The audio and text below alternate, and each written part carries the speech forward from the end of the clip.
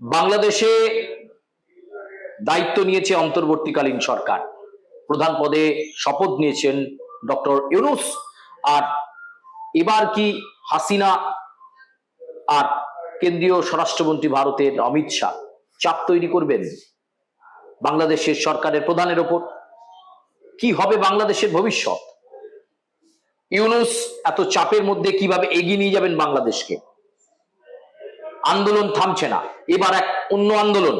এবার শাহবাগে সংখ্যালঘুরা আন্দোলন করছেন, কেন একের পর এক মন্দির ভাঙা হবে, সেই আন্দোলন শুরু হয়ে গেছে। হ্যাঁ, এখন এই মুহূর্তে বাংলাদেশের ট্রেন্ডিং, আর সেই সমস্ত ট্রেন্ডিং বিষয় নিয়ে আলোচনা করতেই আপনাদের সঙ্গে আমি সুচারু মিত্র রয়েছি। আরপাস নিউজের ডিজিটাল প্ল্যাটফর্মে আমার সঙ্গে রয়েছেন editor in chief Sujit Chattopadhyay. Sujit da, স্বাগত জানাই।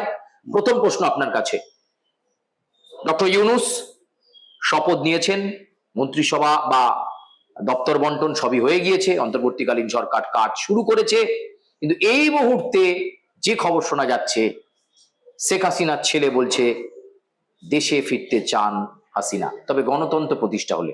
তাহলে সরকার চলছে, এখনো কি গণতন্ত্র প্রতিষ্ঠা হয়নি? কোথায় গণতন্ত্র প্রতিষ্ঠা হয়েছে? প্রথম কথা, গণতন্ত্র প্রতিষ্ঠা হওয়ার কতগুলো পূর্ব শর্ত থাকে। আমি মুখে বললাম যে পুলিশ অতঃপর কাজ করবে, তার আগে যারা আগুন দিল, জ্বালাও পোড়াও আন্দোলন করলো, বাংলাদেশে এই জ্বালাও পোড়াও আন্দোলনে জেরে বহু ধন সম্পত্তি তাদের ক্ষতি হয়েছে। এই ক্ষতিটা পরবর্তী ক্ষেত্রে অনেক ক্ষেত্রে রেমিটেন্সের মাধ্যমে মেটে। তার কারণ প্রচুর প্রবাসী বাংলাদেশে রয়েছেন যারা বিভিন্ন দেশে কাজ করেন বিভিন্নভাবে। সকলেই যে সেই সব দেশের নাগরিকত্ব পেয়েছেন তা তো নয়, অনেকেই রয়েছেন। এবার যেমন ব্রিটেনের লেবার পার্টির হয়ে বেশ কয়েকজন জয়লাভ করেছেন, তার মধ্যে শেখ হাসিনা পরিবারের একজন আছেন।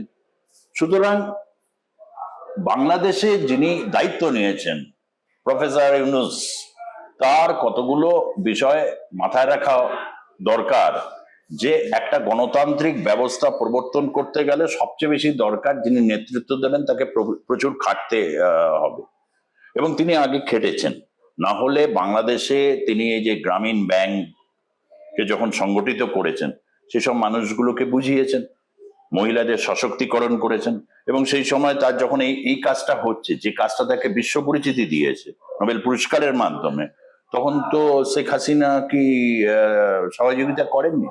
বাংলাদেশ, গোটা বাংলাদেশ কেন, এ বঙ্গের মানুষও তো খুশিতে হয়েছেন, ডগমগ করেছেন যে একজন বাঙালি তার নোবেল পুরস্কার পেয়েছেন। অর্থাৎ বাঙালি সত্তাটা, যখনই এটা ধর্মীয় সত্তাটা চলে এসেছে বারবার করে বা নিয়ে আসা হয়েছে, তখন প্রশ্ন জেগেছে যে আমি ইসলামিক রুল মানবো কিনা। গণতন্ত্র প্রতিষ্ঠা করতে গেলে যেটা দরকার বাংলাদেশে, যেটা শেখ হাসিনা বলছেন, এবং যে কারণটা এখনো পর্যন্ত তার ছেলেও বলেননি, তার ছেলে ভালো কথা বলেন নিঃসন্দেহে, সজীব ওয়াজেদ জয়, ছেলে শুধু বলছে যে আওয়ামী লীগের নেতাদের ভয় পাওয়ার কিছু নেই। আর মা আওয়ামী লীগের নেতাদের সঙ্গে নাকি যোগাযোগ রাখছেন শেখ হাসিনা, তার সঙ্গে নাকি যোগাযোগ হচ্ছে, এবং আওয়ামী লীগের নেতাদের পাশে দাঁড়াতে গণতন্ত্র প্রতিষ্ঠা হলে দেশে ফিরবেন। ঠিক কথাই, গণতন্ত্র না প্রতিষ্ঠা না হলে শেখ হাসিনাকে তারা ফেরত চাইছেন, সে দাবি জোরালো। তিনি ভারতে কেন আশ্রয় নিয়েছেন? তো ভারতে নেবেন না তো কি? শেখ মুজিব সাথে ইন্দিরা গান্ধীর চুক্তি নেই, 1971 মুক্তি সংগ্রাম, সমস্ত ভুল। এটা একটা অদ্ভুত, বাংলাদেশের এখন একটা ফ্যাশন ট্রেন্ড। বাম বলো, চিঙ্কু বাম, কেউ কেউ আদর করে ডাকে, ওখানে কিছু কিছু আছেন, তারা কোন সময় অবস্থান, তারা সব সময় বলছেন ভারতের আগ্রাসী ভূমিকা। ভারত সেখানে ব্যবসাপাতি সমস্ত কিছু তারা করছে, ভালো ভালো চাকরিগুলো ভারতীয়রা। সারাক্ষণ সোশ্যাল মিডিয়া বা বিভিন্ন দেখো, বিএনপি থেকে কিন্তু এটা বেশি বড়, হয়তো বিএনপি পন্থী ইউটিউবার ব্লগার, কিন্তু কাদের জন্য গণতন্ত্র ছিল না? মুক্ত চিন্তকদের জন্য ছিল না? শেখ হাসিনার সময় কি একেবারে পলায়ন হয়নি হিন্দুদের? বা যে ধন সাম্রাজ্যের উপর করেনি, কারা করেছে? পরিষ্কার অভিযোগ, ছাত্রলীগ এড়িয়ে যেতে পারে? শেখ সজীব ওয়াজেদ জয়, আগে গণতন্ত্র ছিল, এখন নেই শুধু এটা বললে হবে না। আগে গণতন্ত্র ছিল মানে দুর্বল গণতন্ত্র ছিল। হ্যাঁ, শেখ হাসিনা কখনো গণতন্ত্রকে দুর্বল করার জন্য তিনি প্ররোচনামূলক কথা বলেছেন তা তো নয়। তিনি তো ভারতের পক্ষে, এটা তো বারবারই তিনি বলেছেন। ভারত বারবার করে এই কথাটা বলেছেন, ভারত তাদের স্বাভাবিক মিত্র। স্বাভাবিক মিত্র কখন হয়? যখন জানে যে তার সম্পর্কে সিউরিটি, যে তুমি কাকে স্বাভাবিক মিত্র মনে করবে, যখন তুমি দেখবে যে তোমার দ্বারা তোমার ধন সম্পদ মান এবং ইজ্জত সুরক্ষিত, সে তোমার বন্ধু, স্বাভাবিক মিত্র। আর যারা স্বাভাবিক মিত্র না, সারাদিন প্রশ্ন তোলে, এটা কেন নয়, ওটা উনি কেন করলেন। শেখ হাসিনা তার খোলা চিঠিতে বলেছেন সেন্ট মার্টিনটা দিইনি, অনেক বড় ব্যাপার। এবং হচ্ছে ইউনূস সাহেব, তিনি দায়িত্ব নিয়েছেন। এখন দেখো, আমরা তো বাংলাদেশের নাগরিক নই, তবে ওই দেশের দুটি সংবাদ মাধ্যম, নিশ্চয়ই তাদের নাম উল্লেখ করতে আমাদের কোনো অসুবিধা নেই, কারণ আমরা অনেক কিছু সংবাদ তাদের মাধ্যমে পাচ্ছি। সময় টিভি, যমুনা টিভি, এই দুজনের টিভির কথা বলতে হবে। বেশ কিছু যারা ইন্ডিপেন্ডেন্ট ব্লগার বা যারা ইউটিউবার রয়েছেন, তারা রয়েছেন। অনেককে কিন্তু ইউটিউবার যারা হচ্ছে শেখ হাসিনার পক্ষে ছিলেন, তাদের কিন্তু দেখতে পাচ্ছি না। তার মানে কোথাও একটা জায়গায় তাদের উপর প্রবল চাপ তৈরি করেছে। অস্বীকার করার উপায়টা কি? আমি যাদের কথা বলছি, এক পেশে কথা আসছে, কিন্তু তীব্র ভারত বিদ্বেষ। কেন এই ভারত বিদ্বেষটা রয়েছে? ব্যবসা বাণিজ্যের কারণে। এটা আলোচনা হতে পারে না? শেখ হাসিনা আলোচনা করতে পারলে বিএনপি তারা আলোচনা করতে পারেন না? যদি বাংলাদেশ এখন এরকম একটা পথে যায়, যদি এই প্রশ্নটা হিন্দু সমাজ থেকে উঠবেটা কেন ফার্স্ট? তুমি 1947-এ দেখো, তৎকালীন সময় যে অখণ্ড ভারত যখন ছিল, অর্থাৎ পূর্ব বাংলা, ওইদিকে পাকিস্তানের যে অংশ, 47-এর 14ই আগস্ট অব্দি তো তাই ছিল। পরবর্তী ক্ষেত্রে সীমানা কাটাতার অনেক কিছু হলো, পূর্ব পাকিস্তান হলো। সেই সময় তুমি জনগণনা দেখো, এমন তো নয় যে জনগণনা গুলো নেই, পাবলিক ডোমেনেই আছে। তারপর 47-এর পর তুমি 71 সাল দেখো, 71-এর অনওয়ার্ডস পর মুজিব হত্যার মতো এরকম একটা জঘন্য কাণ্ড হলো। শেখ মুজিবের মতো এই উপমহাদেশের একজন অত্যন্ত বলিষ্ঠ একজন নেতা, যাকে পাকিস্তান কি করেছে না করেছে ইতিহাস জানে। যারা ইতিহাসটা জানে, গ্লোবাল ইতিহাস নিয়ে যারা পড়াশোনা, সেখানে বাংলাদেশ কি বঞ্চিত? না, সেখানে প্রাপ্ত কোনোটাই নয়। অনেকেই বলেন যে বাংলাদেশে আমরা কিছু না, আমাদের ভারত সবসময় এক ন্যারেটিভ, এবার এক ন্যারেটিভ। এবার সুজিত, আপনার কাছে যে বিষয়টা নিয়ে আসবো, শাহবাগে আর এক আন্দোলন শুরু হয়েছে। সংখ্যালঘুরা, বাংলাদেশে সংখ্যালঘুরা আন্দোলন করছেন। তারা একটাই দাবি করছেন যে কেন লাগাতার বিভিন্ন জায়গায় মন্দিরগুলো ভেঙে দেওয়া হচ্ছে, ধ্বংস করে দেওয়া হচ্ছে। ধর্মীয় স্থাপত্য কোথাও কোথাও, ধর্মীয় ভাবাবেগ মানুষের রয়েছে, মন্দির ভেঙে একেবারে তছনছ করে দেওয়া হচ্ছে। কেন হচ্ছে সেই জবাব চাই, জবাব দাও নিয়ে এবার তারা শাহবাগে আন্দোলনের পথে। কি বলবেন আপনার খুব ব্যাখ্যায়? মানে যৌক্তিক ব্যাপার। গণতন্ত্রে ভিন্ন ধর্মমত, ভিন্ন ভাষা, ক্ষুদ্র নৃতাত্ত্বিক জাতিগোষ্ঠী প্রত্যেকের স্বীকৃতি দরকার। কথায় কথায় ভারতের উদাহরণ দেয়, ভারতবর্ষে নেই? ভারতবর্ষে 16টি ভাষা রয়েছে, সরকারি ভাষা। ভারতবর্ষের যে আমাদের যে মুদ্রা, যে নোট, সেখানে 16টি ভাষা রয়েছে। বাংলা রয়েছে, অহমিয়া রয়েছে, তামিল রয়েছে, তেলেগু রয়েছে, সব ভাষা তো রয়েছে। ভারতবর্ষের যে যে বিভিন্ন ক্ষুদ্র নৃগোষ্ঠীর ভাষা, সেই ভাষাগুলো রয়েছে, সাংবিধানিক স্বীকৃতি আছে। শুধু তাই না, পশ্চিমবঙ্গে 8টা ভাষার তোমার একাডেমি আছে। উর্দু একাডেমি আছে পশ্চিমবঙ্গে, হিন্দি একাডেমি আছে।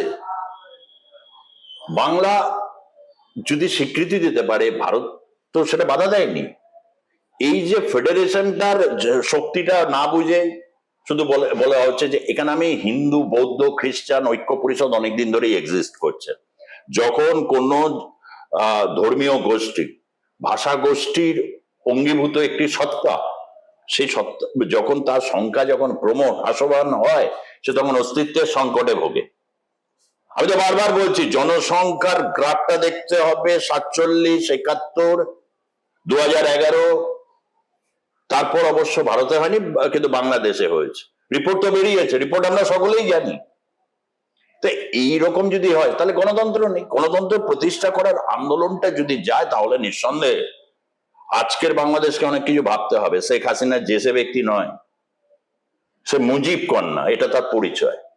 তার রাজনৈতিক থাকতে পারে। বাংলাদেশের যে গণতন্ত্রের বিকাশ, সেই গণতন্ত্রের বিকাশের পথ মসৃণ নয়। বারবার তো সেনাবাহিনীর ওখানে কু হয়েছে, বিভিন্নভাবে সেনাবাহিনী তারা ক্ষমতা নিয়েছে, আবার ক্ষমতা হস্তান্তরও তারা করেছে।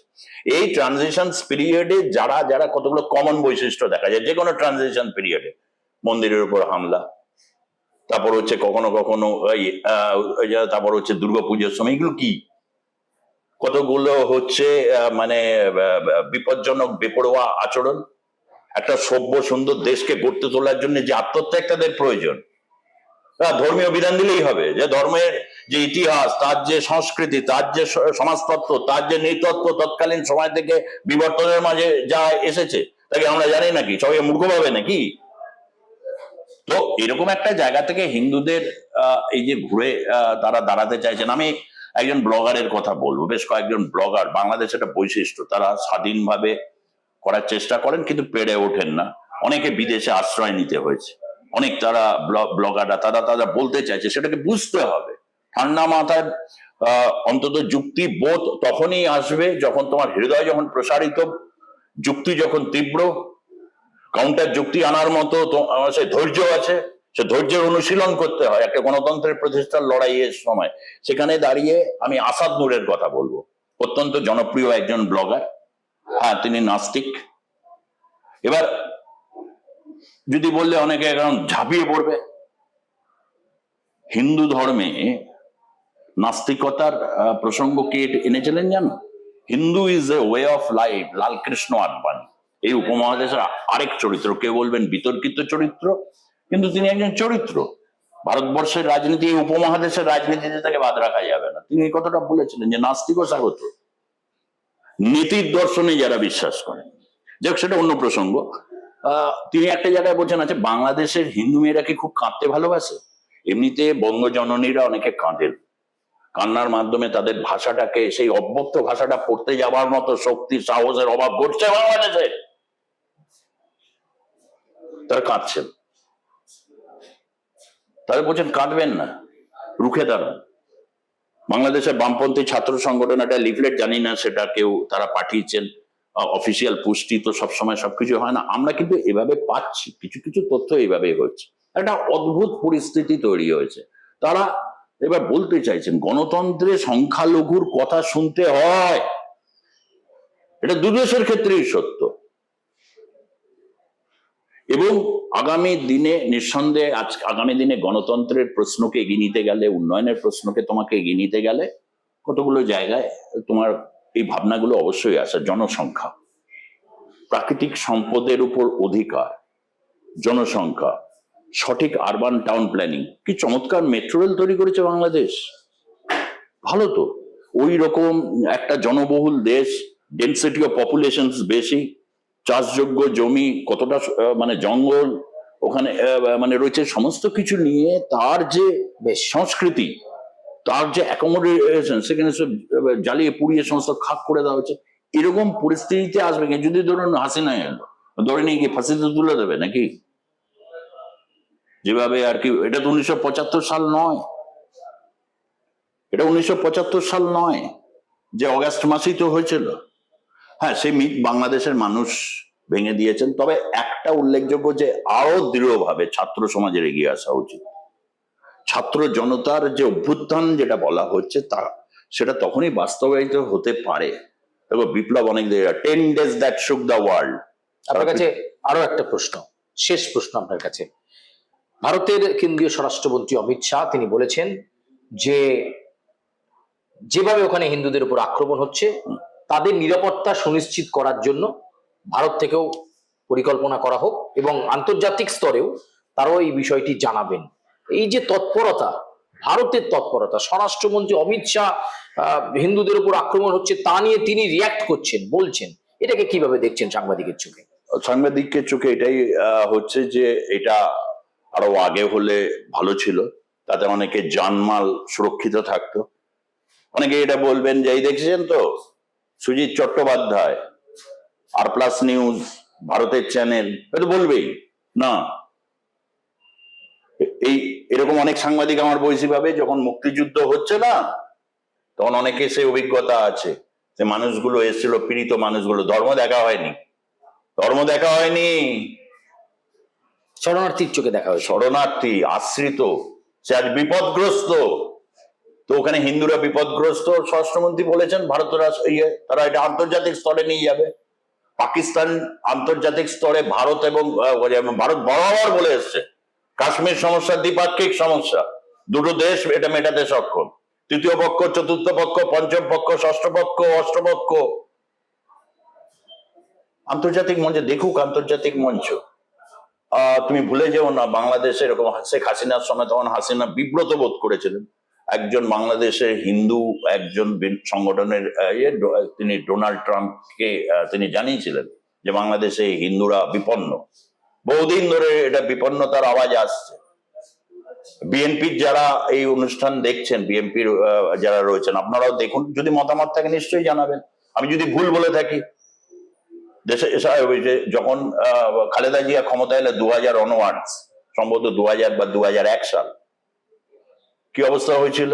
আমি নিজে গেছিলাম স্টোরি করতে বর্ডার গুলোতে, প্রচুর শরণার্থী আসছে, হিন্দুরা এক কাপড়ে চলে আসছে বিভিন্ন জায়গায়। গতকালও দেখা গেছে কোচবিহারের একটা সীমান্ত দিয়ে বাংলাদেশের কিছু নাগরিক, হিন্দু নাগরিক, তারা ঢুকে পড়ার একটা চেষ্টা চালান, যদিও আটকে গিয়েছেন, কিন্তু ওপাশ থেকে স্লোগান হচ্ছে জয় শ্রীরাম।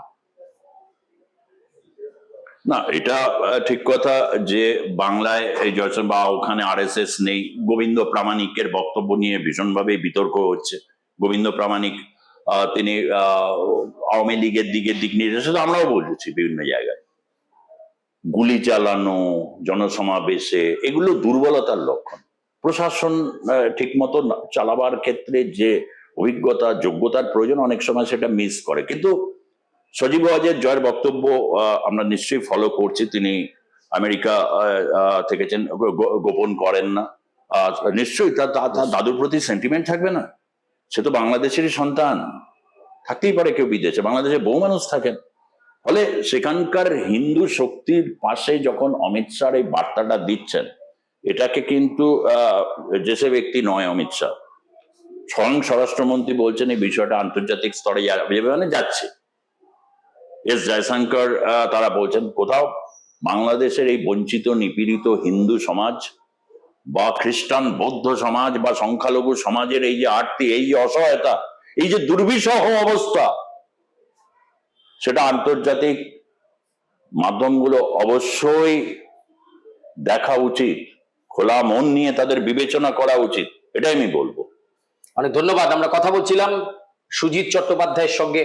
বাংলাদেশের সংক্রান্ত আরো খবর দেখতে হলে অবশ্যই চোখ রাখুন আমাদের ডিজিটাল প্ল্যাটফর্মে এবং অবশ্যই সাবস্ক্রাইব করুন এবং লাইক করুন। ধন্যবাদ। अखंड भारत।